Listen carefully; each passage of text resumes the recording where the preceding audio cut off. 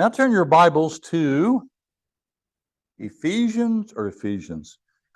Revelation. We've been in Ephesians.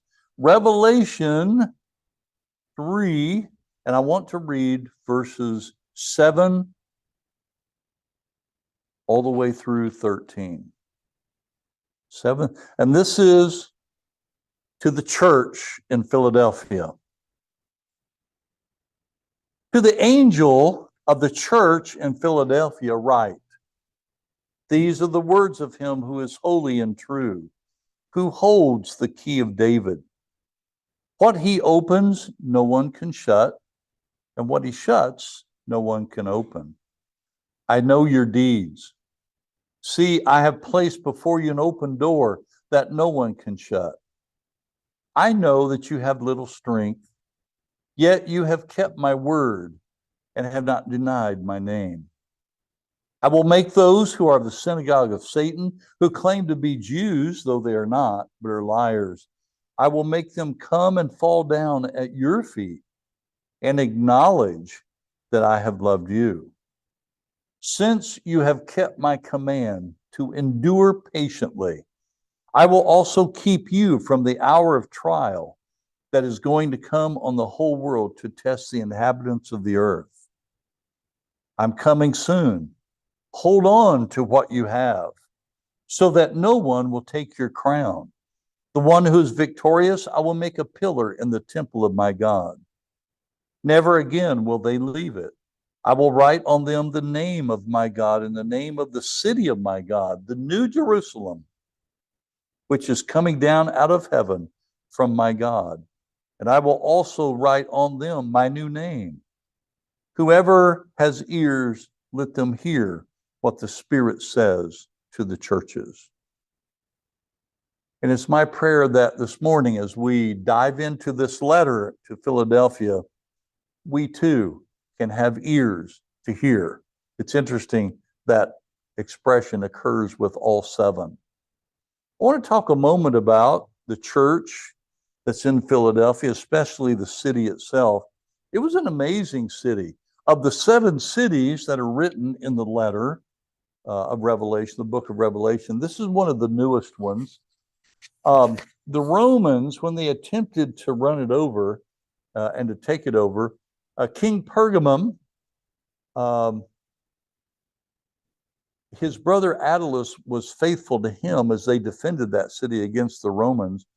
So because Attalus remained loyal, King Pergamum nicknamed him Philadelphus. And as that being the background, when the city was rebuilt, they called it Philadelphia. And we know that word as the city of brotherly love.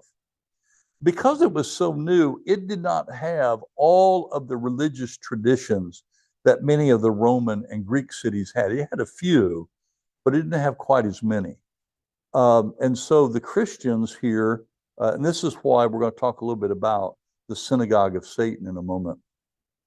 But because of the earthquakes that constantly occurred around that city, especially out in the countryside, not far from the city, it was often called the burnt land. And it was nicknamed the burnt land. And because of that, the only thing that they could grow, because remember we talked about this in Sardis, there were a few of those cities in AD 17 experienced a tremendous, devastating earthquake. Well, because of where Philadelphia was situated for years, they continued to feel the aftershocks of that. And what we've discovered that historians have found in some writings is that for the rest of their life, some of the people that lived in Philadelphia lived out in huts and tents outside of the city because they were afraid of buildings falling on them. And so there was sort of this migrant population out on the edge of Philadelphia, all because they didn't want to go back into town and experience people and families dying with buildings falling on them. So it was just kind of a interesting thing that they dealt with. And the only thing that could be produced in that area because of the volcanic soil was grapes. So they could grow grapes, but that was about it. Nothing else would grow. So it's an interesting little town. My command, and you endure patience. And so here in this letter, he's going to talk about them loving him. And that's not lost on us because of the name of the city. But what we want to do is work our way through this letter to see what is the message to the church. We come up again with reference back to the Son of Man in chapter 1. Each of the letters, the beginning, the angel that says that says to write, or write to the angel, the church in Philadelphia, starts off with going back and identifying a part of that description of the Son of Man in chapter 1. Here, notice this Son of Man is true and holy. And we need to talk about that for a moment, because to think about Jesus being holy. The basic word holy means to be set aside for God's purposes. And that can be things and it can be people. Think about how in the Old Testament, there were particular items that were consecrated as holy and set aside for use in the temple or even the tabernacle. Well, the reason they were called holy is because the basic idea, set aside for God's purposes. We who are Christians are holy and saints. That's the biblical teaching. Now, we don't use it that way. If I were to walk up to you and say, are you being holy? And you might say to me, what are you talking about? Or I'll come up to you and I'll say, are you still a saint? What are you talking about? So we don't typically use those words the way they're used in the Bible, but set apart for God's purposes. And this is actually one of the reasons that the whole book of Revelation is having to be written, because God's people who have chosen to go along with his plan to be set aside for his purposes are living in a culture that threaten that separate calling, or at least is antagonistic toward that purpose and calling in a person's life. One of the things that we learn in the book of Revelation is how it answers this wonderful question. How do you live out your Christian life when the culture that you live in does not really support it or promote it? That's an important question, because as time goes on, we here in America, what we are able to enjoy and what freedoms we have really are a little bit different than what they were 50 years ago. And if you look at it, there's sort of this creeping limitations coming in on expressing your faith. And we'll talk more about that in the letter of Revelation as it occurs. Jesus is set apart for God's purposes. Now, God didn't just kick him out of heaven to do that. Notice in Philippians 2, Jesus took upon himself the form of a servant. He chose to set his life aside for God's purposes. And I think that's what's so attractive to us about Jesus, isn't it? We look at his life and we think, wow, how could a person do what he does? When you read through his ministry, look what he focused his time on. Look how he helped people. And Jesus even says in the Gospel of John, I didn't come to do my own will. I came to fulfill the will of the Father. And what a great perspective that is, not only for Jesus, but for those of us who are followers of Jesus. He's also called the true, the words of him who is holy and true. You can depend on Jesus. What Jesus tells us is true. In fact, he even told his disciples, I am the way, the truth, and the life. It's interesting in philosophical circles. It's been this way for centuries, even since we have earliest writings of philosophers and humanity. People have always tried to figure out what is truth. Remember even Pilate in derision. What is truth? Well, truth is not only, I'm trying to figure out how to describe this. Truth is not only the reality of what something is, but even the nature of truth comes from the nature of God. The Bible tells us it's impossible for God to lie. Well, guess why? Because his nature is true. Okay? Jesus then is one who is true, and we can trust the words of Jesus.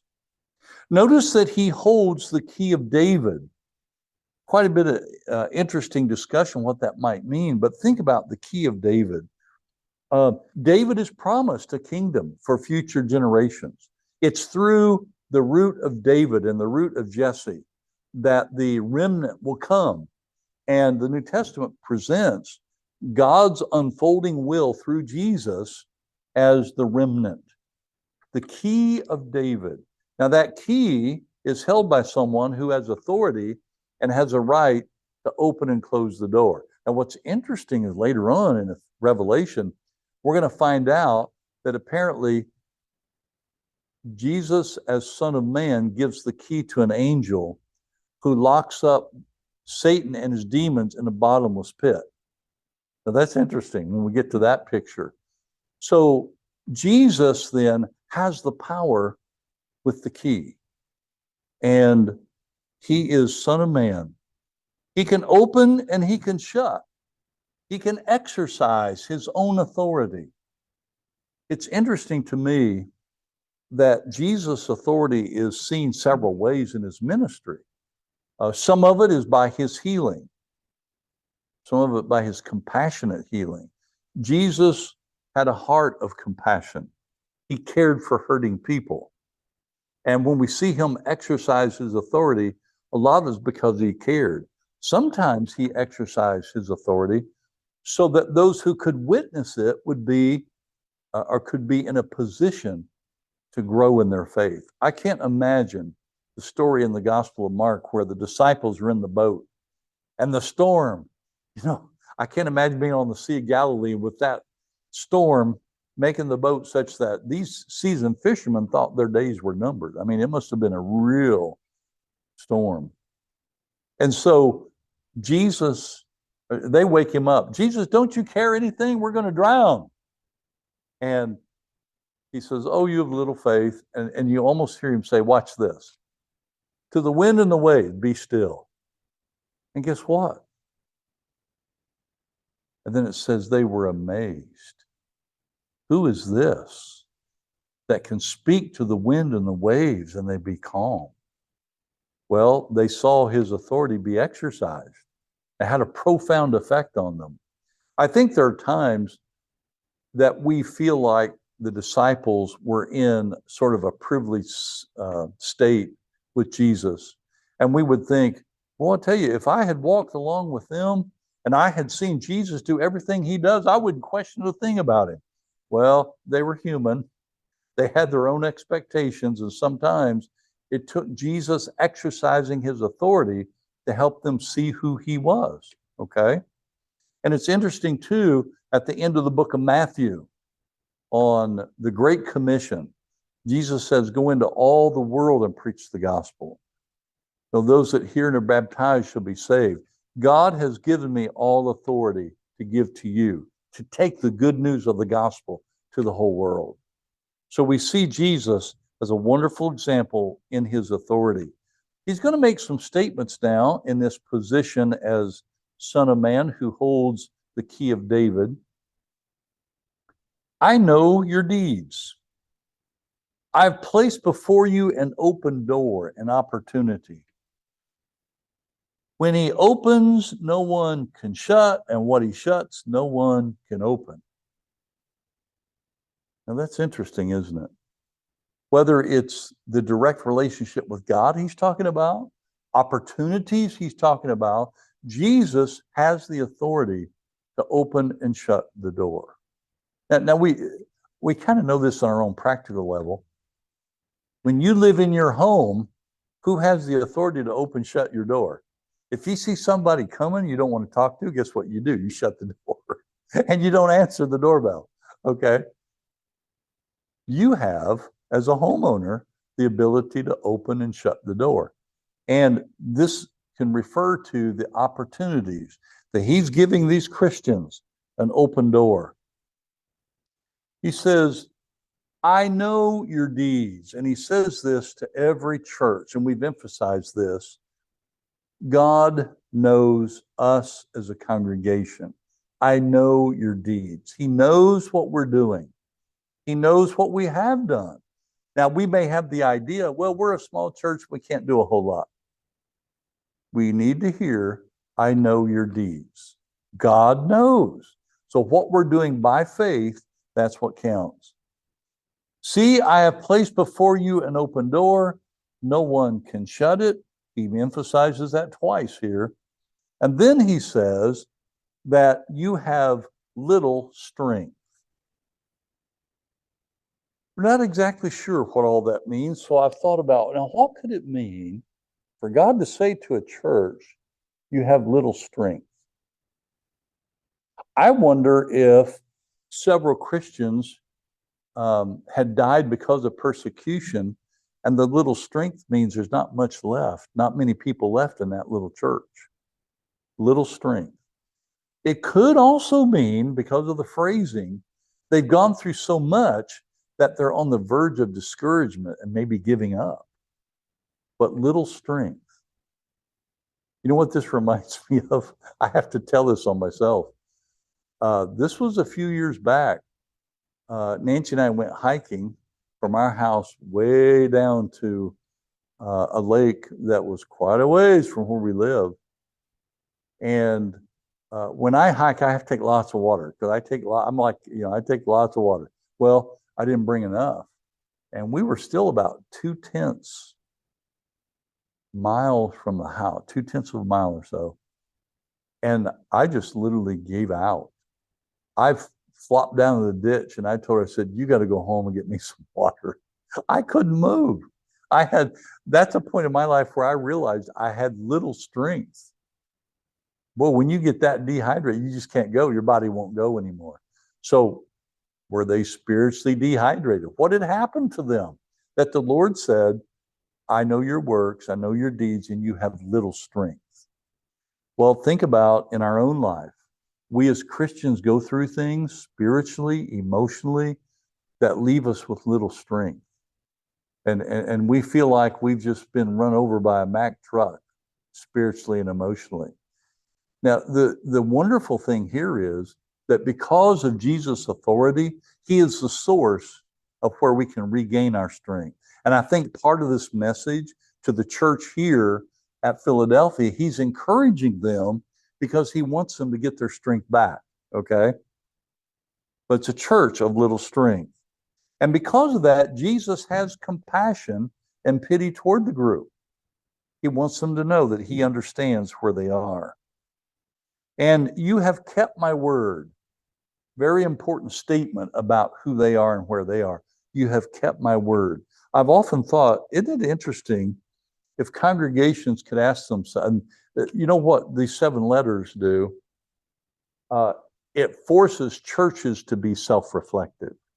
Now, in the Christian life, we know we ought to take time and think about our relationship, be aware of where we are spiritually with God and with others. But you know, these letters to the 7 churches also challenge churches to do the same thing, that we need to be enough aware that we can be self-reflective on where we are, who we are, what we're doing. And here he says, you have kept my word.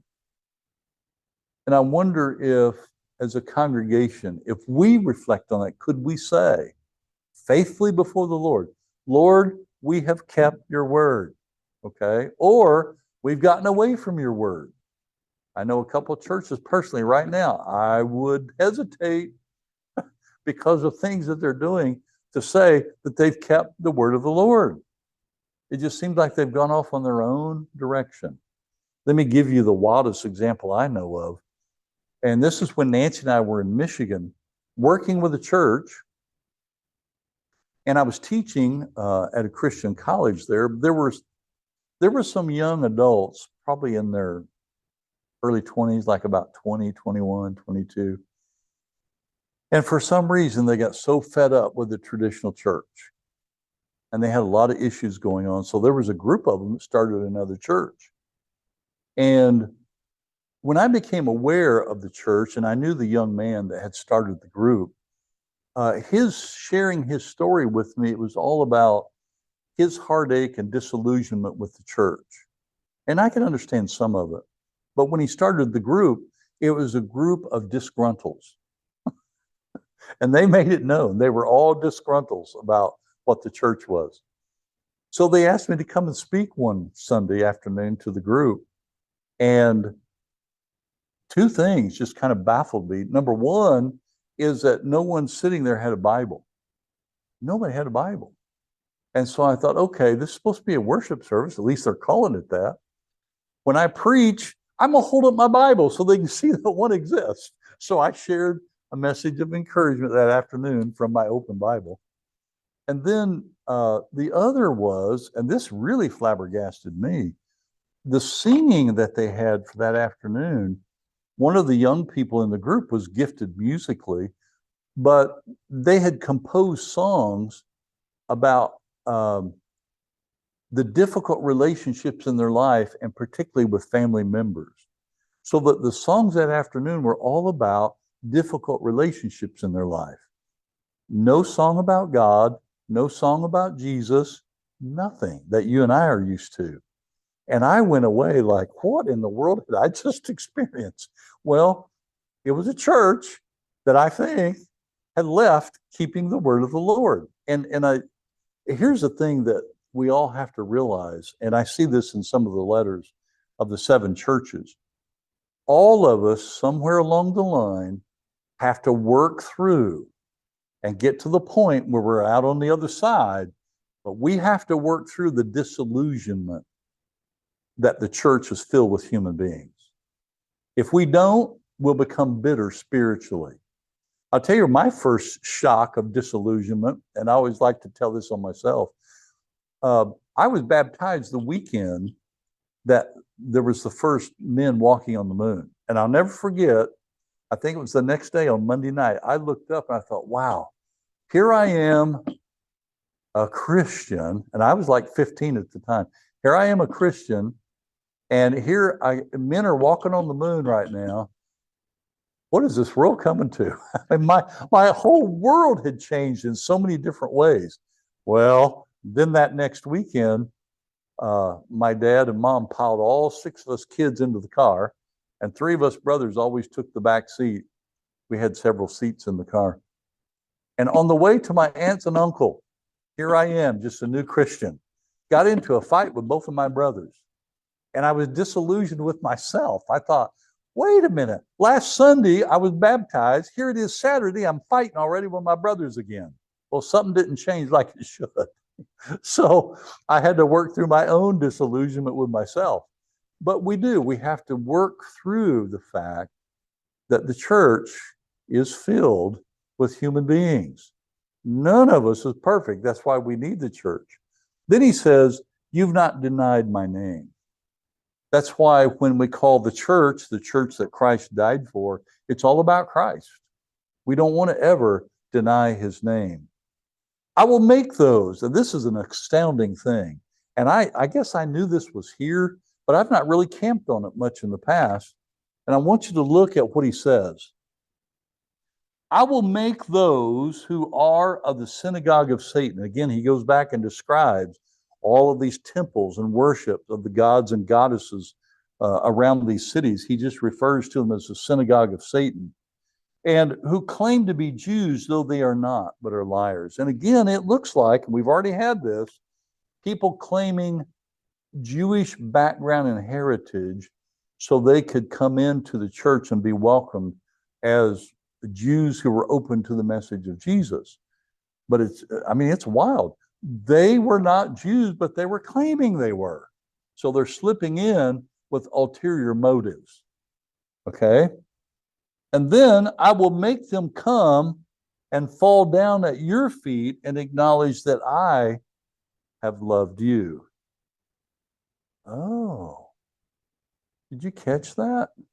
Now the question is, when is that going to happen? It may be at the last day. He doesn't say when, but he does say, I will make them come and fall down. That word fall down is the word worship. They're going to fall down at your feet.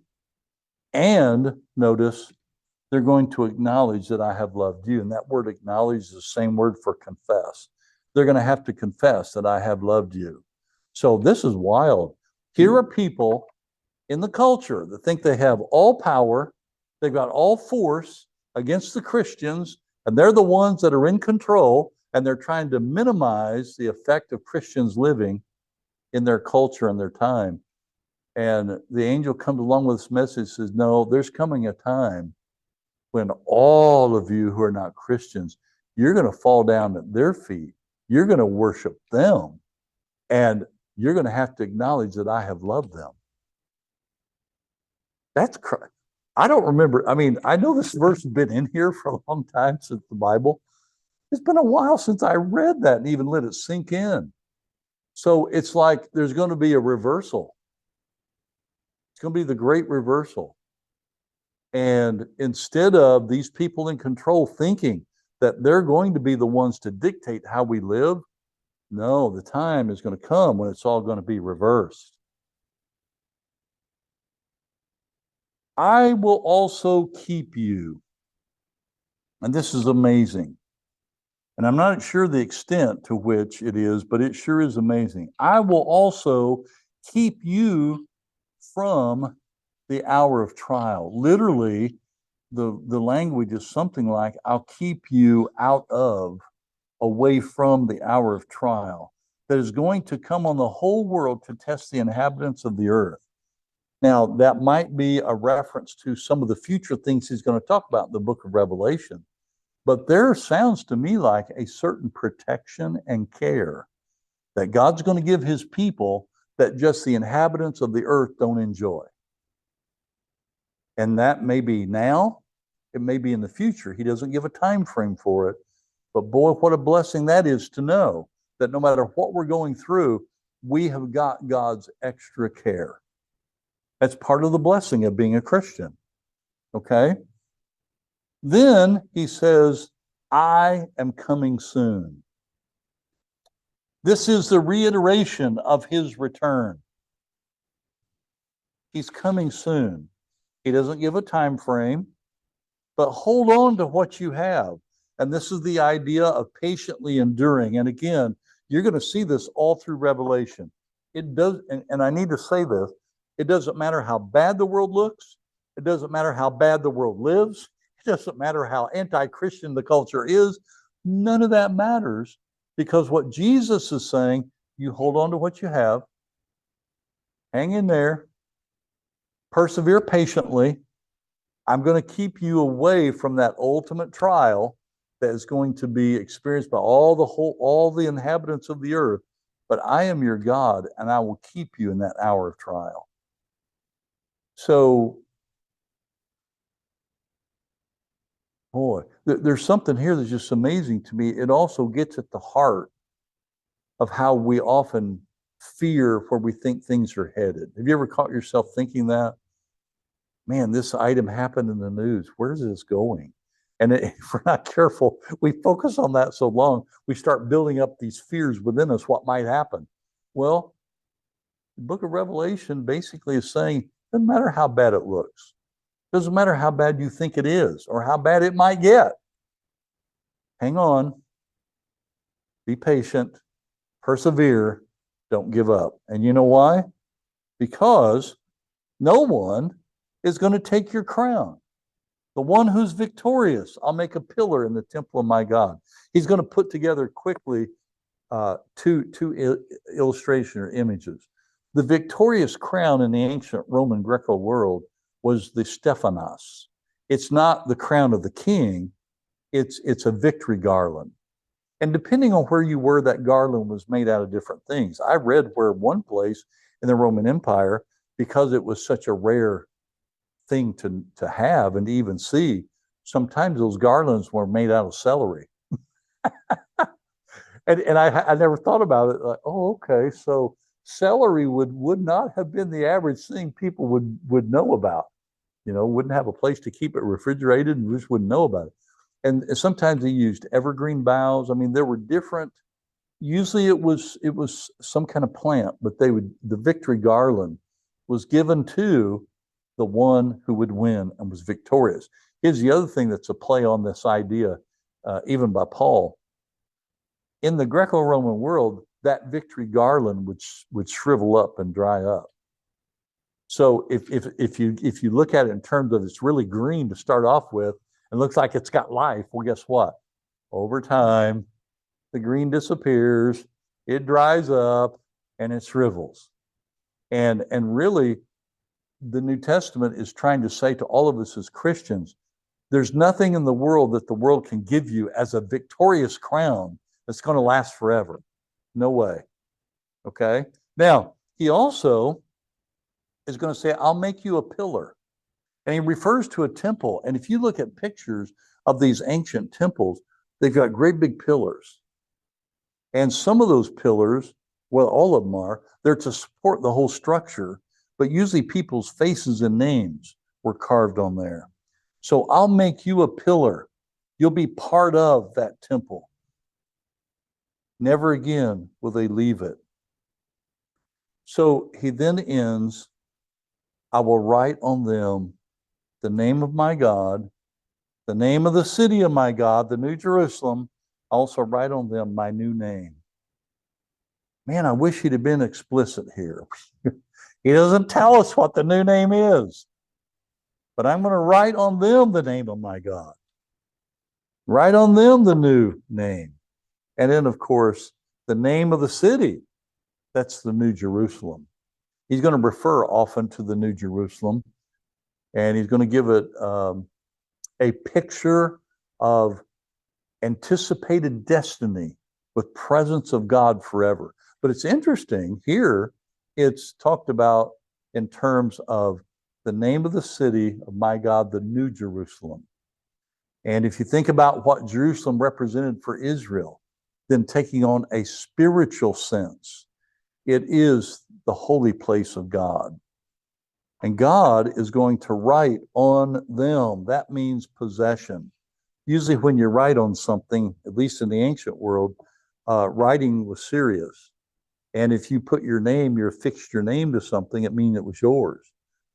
God is writing on our hearts, writing on us. He claims us. We are his, no matter what the world says we are.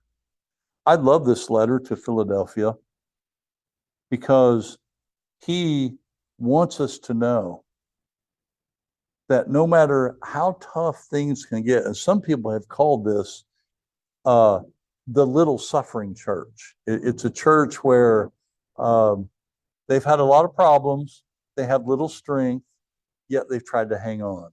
And so that is our message for today. We hang on no matter what we're challenged with. So this morning, as we sing the invitation hymn, number 376, nothing but the blood of that Son of Man who holds the key of David, who is the slain Lamb, who is resurrected as our Lord and Savior. He's the one that gave his blood.